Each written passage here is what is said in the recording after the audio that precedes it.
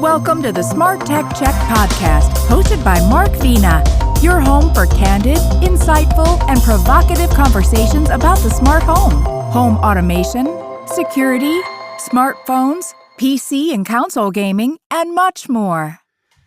Hello, everyone. My name is Mark Vena, host of the SmartTechCheck Podcast. Today is Thursday, December 30th, 2021. A happy and festive new year to all of you as we close in on 2022 and we usher out 2021. 2021 was not a fun year. 2020 wasn't a fun year. And let's hoping that 2022, I'm losing track of the years, is a better time. On today's podcast, we'll get a chance to opine on the hits and misses in the tech space in 2021 and chat just a little bit about what we might see in 2022. Joining me for today's podcast is John Quain, who writes for the New York Times, Smart Cities, and Tom's Guide. Stewart Wolpin, who scribes for Twice, U.S. News, and Investopedia, and Rob Pegoraro, our other compadre. He is, I think he's traveling, if I'm not mistaken. He's on a plane, so he was unavailable for today's podcast, but he wishes everyone well. Guys, how are you? Happy New Year. Happy New Year. Are you going to be in the middle of Times Square? Both. Well, you're in a log cabin, John. You're in Manhattan. Are you going to be there in Times Square? Come on, tell me that you're going to do it. You're going to get out there and you're going to be there on Times Square. No, I don't think. I'm not going to Times Square. I haven't been there in years. I just will tell you a very funny story. Years ago, I wish you guys had a chance to meet my dad. He was the most entertaining guy of all time. Was not Mr. Excitement. And when they did the New Year's Eve thing with Dick Clark and the Rock and New Year, and you remember those famous camera shots where they would show like 300,000 people in the middle of Times Square. Right. He would have all of us as little kids in front of the TV set, or enormous 20-inch color TV set, and he would point at a person, in the screenshot and says, "Okay, guys, just remember one thing when you get older.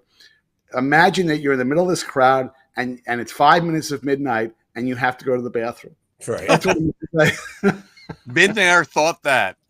And that always kind of freaked me out, frankly. So I have a phobia about New Year's. But I do want to talk a little bit about a lot of things here. Let's bring up the slides right off the bat here. And, before we get into the hits and misses of 2021, let's talk about, and I don't know if I'm being charitable. I'm using the word, the deteriorating state of CES 2022. It's been pretty amazing for me. I almost don't want to log onto my email because every time I log on my email, I get another, "I'm sorry, we're bailing out. Right. We can't meet." I'm going by hook or by crook unless the CES people actually cancel the entire event.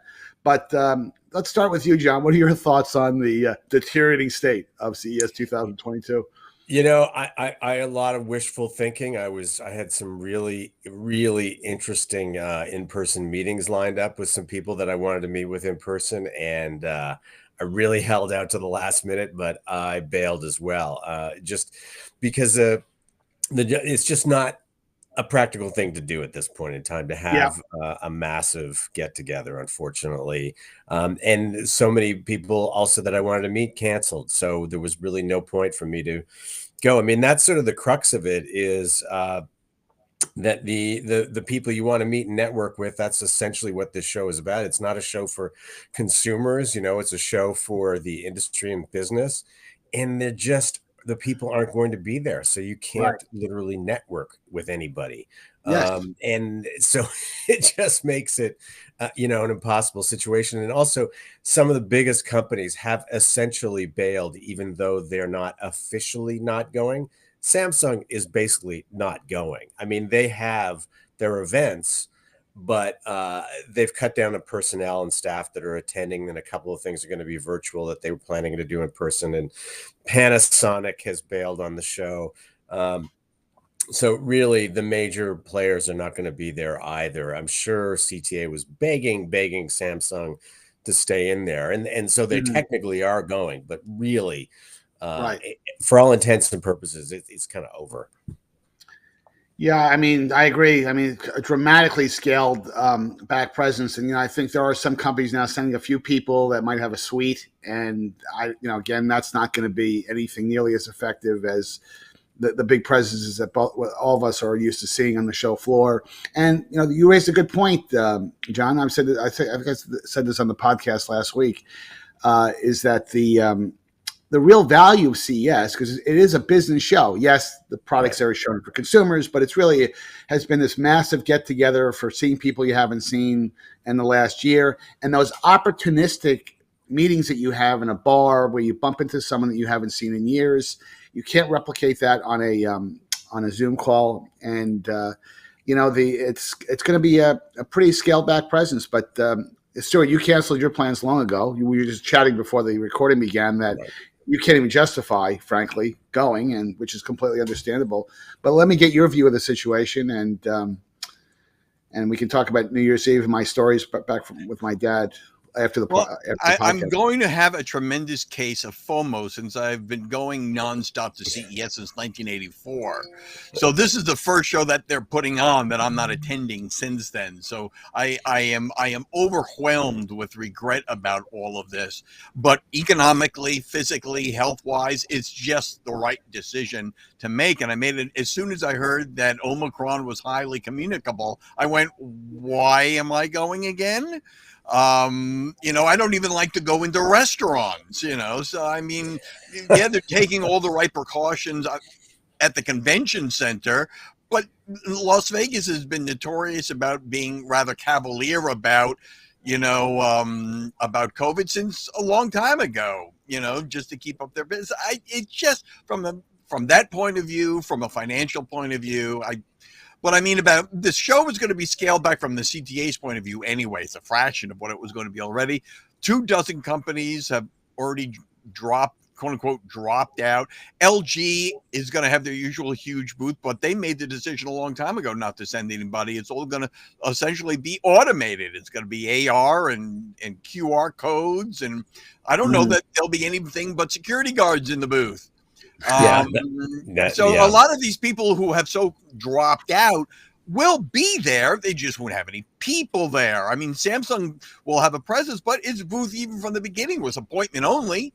They weren't going to allow just any Tom, Dick, and Harry just to wander through the booth as usual. So I'm not going. I'm sort of curious from a fly in the wall point of view to see how it's all going to happen. And I feel really bad about, for the CTA people. This is the bulk of their jobs. And to have this all fall apart, they worked so hard to put this together, and to have it all sort of twitter away like this it's just, from my point of view, from an industry point of view, it's very sad. And I'm going to really, really miss not going. Right. Yeah. It's definitely a big disappointment. But look, it's not their fault, right? No. It's just, this is something that just happened, and this is something we're going to have to sort of get used to. Things happening like this, or we're going to have to roll with the changes. But yeah, I wish they would be a bit more forthcoming. I mean, if more people knew that these big companies were actually not really there. They're there in name only. I think attendance would drop even faster, and I think that's something that they should have been, how much you're supposed to be transparent about these things, I don't know, but there's certainly an issue there. When I canceled, for example, I had a bunch of companies then email me saying, oh, by the way, we've canceled too.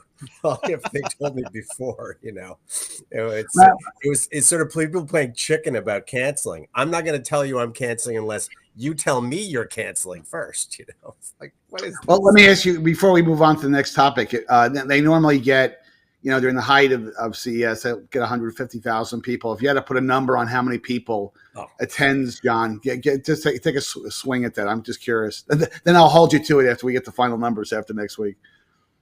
I think they'd be very optimistic if 20,000 people came to town. Really? You think it's not going to be that low? Wow. Oh, yeah. I'm not sure it'll be that low. I mean, obviously the high of the show has been 175,000. Right. I mean, you have a lot of international visitors from countries that are allowing people to travel and that we're allowing to let in. So I think probably around a third would be my guess. I'm probably in the 40 to 50,000 range. Do you think, and this is the last question I'm going to ask you guys to put you on the spot, but do you think CES is going to recover next year?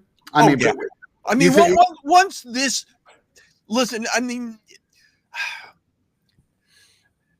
the communicability of this, of Omicron, and the lack of the seriousness for those who are vaccinated. Mhm. I think there are a lot of conditions here that this will sweep through it's, I think, one of those things that will sweep through very quickly. That people who aren't vaccinated, I don't know if they'll be immune. I don't know if people who get Omicron are then immune to it. You're No. getting a rising level of vaccinations. I have a feeling that this is instead one of these long-term things. I think this is one of the, and I have no medical knowledge, and I'm not a doctor. I don't play one on TV, but I just have the sense that this is just going to wash through us relatively quickly, and by the summertime, I don't think it will cease to be an issue, but I think so many people will have gotten it, and so many more people will have gotten vaccinated, that it will become far more of an annoyance than it will be something that will be crippling to things like this. John? Yeah, I think the shows will come back. All the trade shows, or most of them, will come back because we have learned from this in the last 2 years. We really miss them and we need them.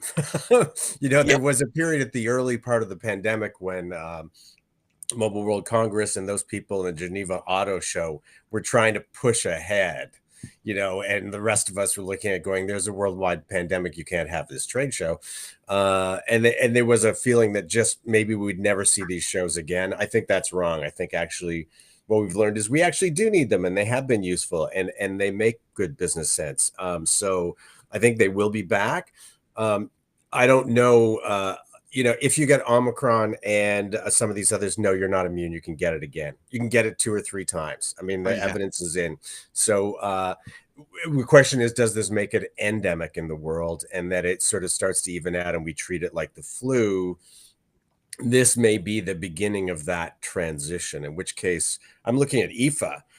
Stewart and I love going to IFA every year. It's a major highlight, of the press conferences are fantastic, and I haven't heard boo about the April. So that could happen. That could take place this year. It's in September in Berlin. That could actually take place. So I don't think this is over, and I think as if the CTA can survive this financially, and I think we'll see it next year.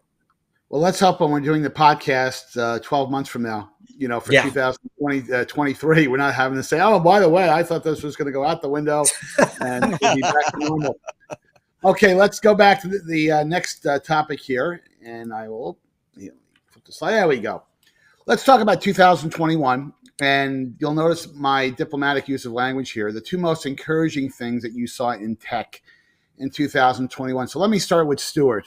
And the word encouraging, that's a very broad word, but let's start with that. What kind of jumped out to you, Stewart? Well, I think quarantining accelerated a trend that we were already moving towards, and that is big screen TVs, better sound, that home theater finally has become important to people. And in a way that it's really altering the whole movie theater, home viewing, where movies premiere, and the technologies allowing the major studios to put movies into theaters for a week and then throw them online because people aren't going to the movies for anything except Spider-Man movies, essentially.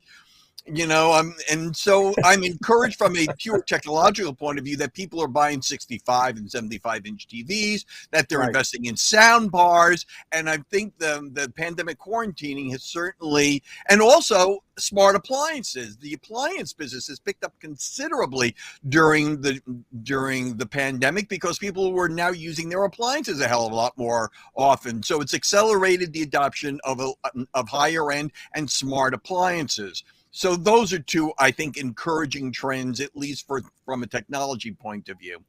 The second encouraging thing is partly courtesy of the infrastructure plan and the investment in broadband.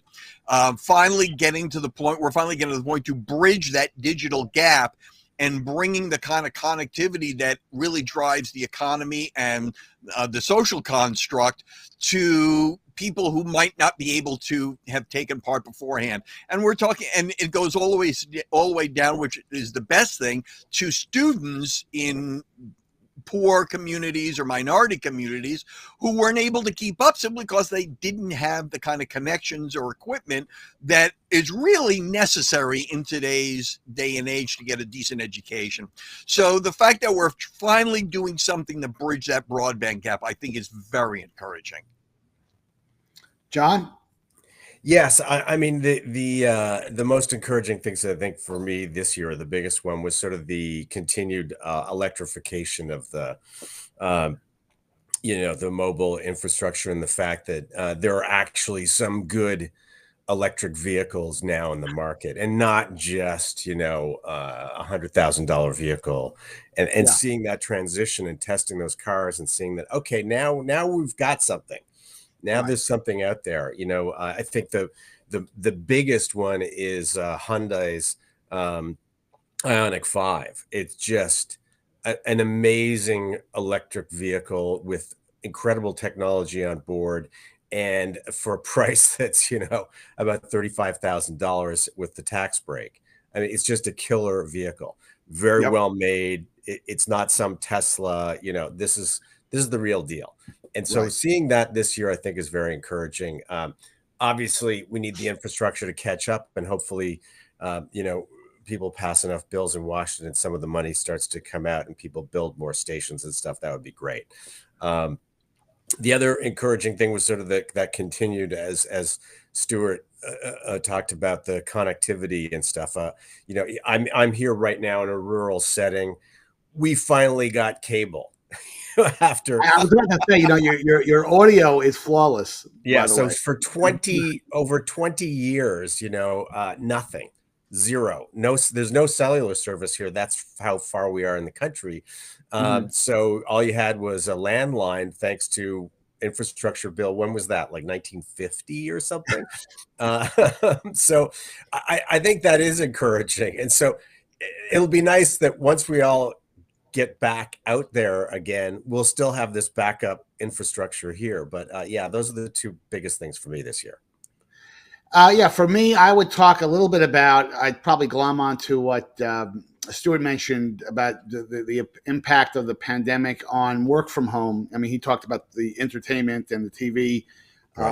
the home theater momentum. I think that the pandemic obviously encouraged, but the remote work from home thing is something I think is going to be with us for a very long time. I mean, even after the pandemic goes away, remote work will stay with us, and I think that's a good thing, because I think it's going to have a positive impact on people's lives. In terms of having to live near your office, I think that for many companies, that's already becoming kind of a non-factor. When I talk to different leaders of different companies, and that if they want to hire talent now, that person doesn't have to live, within commuting distance. So I think that's a positive thing, and the ancillary impact of that has on technology in terms of getting better webcams and doing things in a much more professional quality in a quality way. I think is probably going to be. I think it's an encouraging thing, especially if you're a peripheral device maker. And the other thing I would mention, it's a little bit of an ingredient thing, but I think Apple's a continued successful rollout of Apple Silicon is good, not just for Apple, but it's good for the industry, in that it's created some very effective competition against Qualcomm and against Intel. And to me, the whole idea of SoC solutions and devices that can have fantastic battery life and great performance in very, very tiny form factors and products that we can't even conceive of right now, that to me is going to have a very, very positive effect on technology. So the Apple Silicon rollout, I think, has had that other effect on that. However, let's now talk about the discouraging things. Again, diplomatic use of language. I'm using the word discouraging, but John, let me start you with that in terms of what are kind of two things that kind of irked you about 2021. Well, I mean, there's the continued problem with computer security, and Yeah. the lack of progress from private companies to protect themselves and our data, customers' data.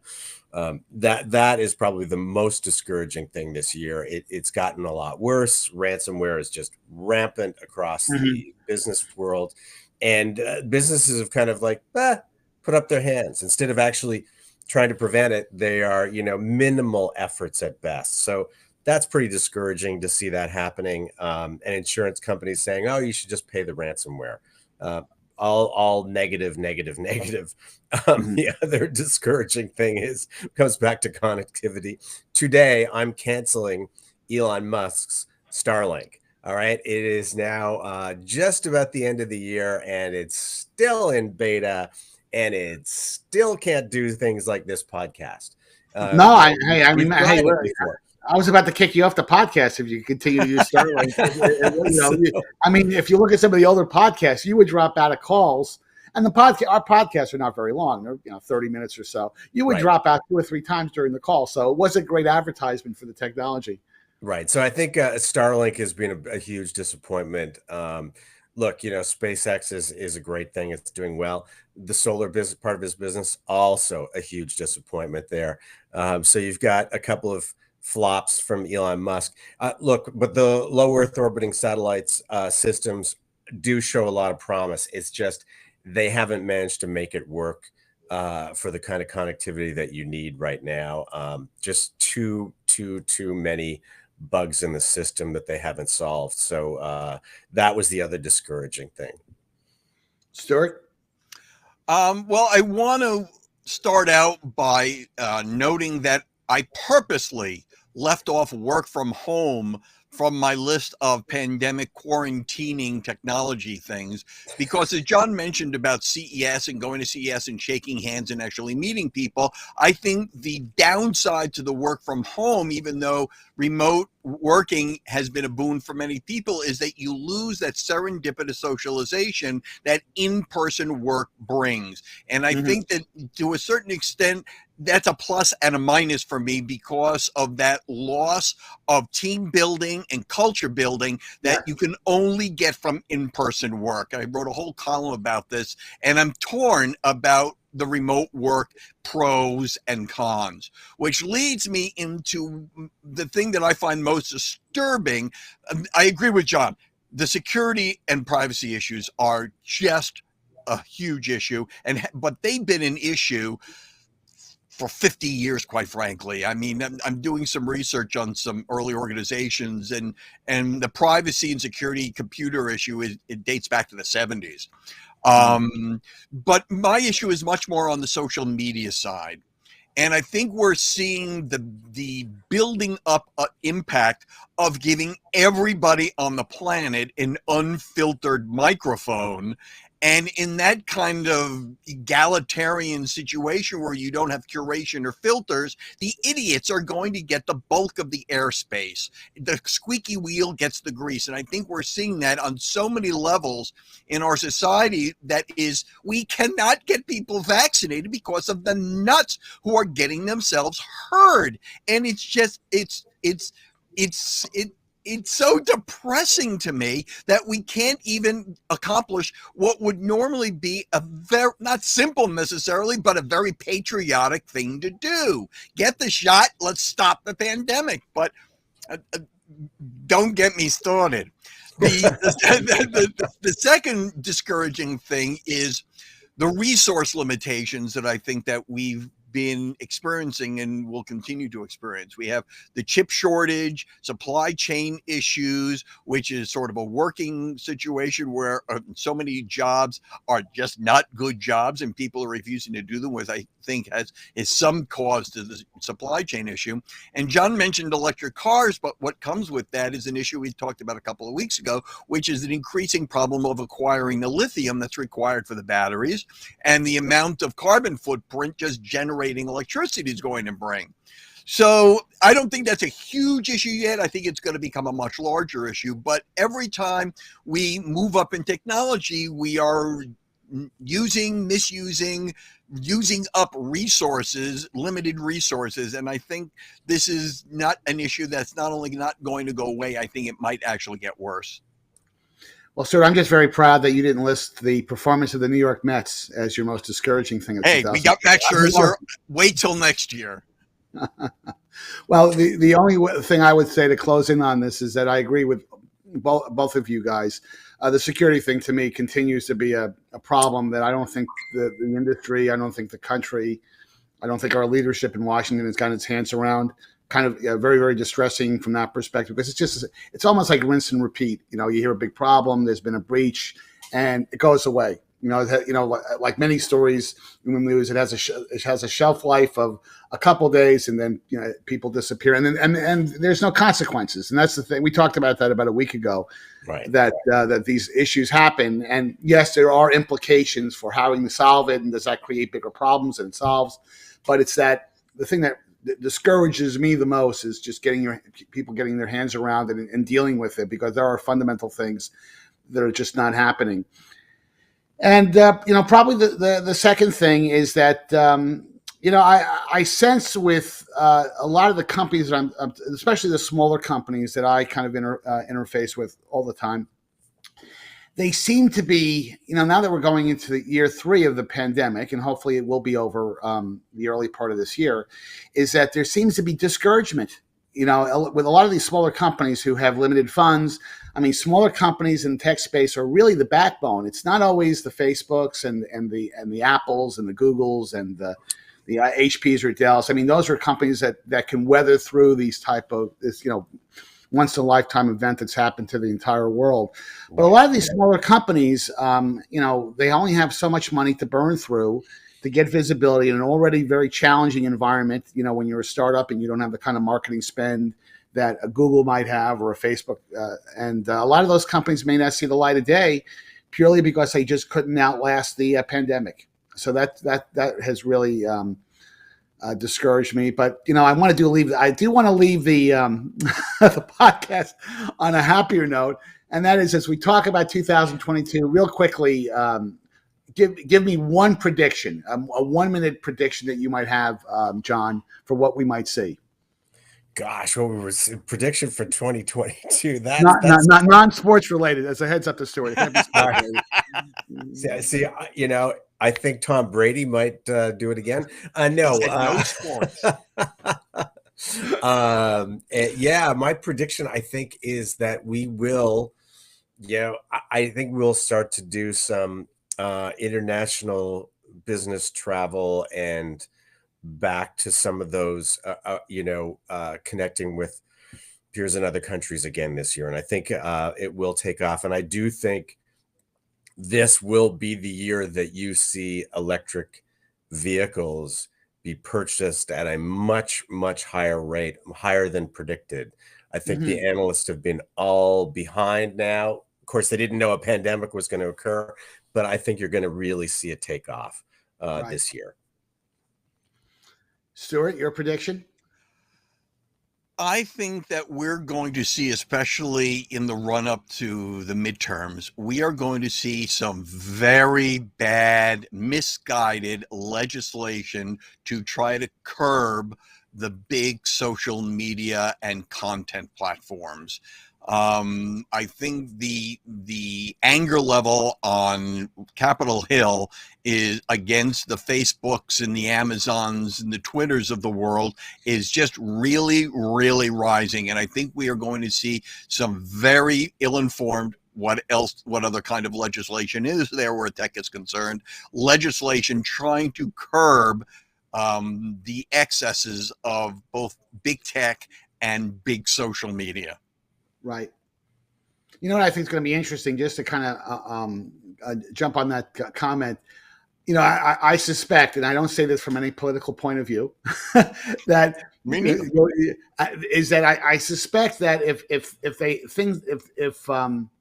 the whole silencing of a certain former president had to happen again, especially with Twitter, because that was his vehicle for getting the word out, you wonder if there are Democrats now thinking, hey, maybe the idea of silencing him was probably not a great idea, because now we have nothing to go to attack him with. I mean, he would seriously, it backfired in the sense that he wasn't that moving target that he was when he had access to Twitter.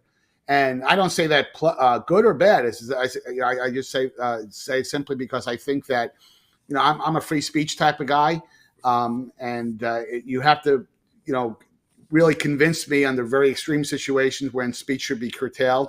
I understand the issues about misleading information and misinformation, et cetera, but it's a very, very challenging issue. And I just think there are some people now that are kind of saying to themselves, we probably would have had a lot more luck in nailing a certain ex-president to the wall if we had allowed him to still allow him to tweet, but hanging himself. Exactly. But anyway, guys, listen, thank you for your time on today's podcast. Have a great new year. I hope you're safe and well.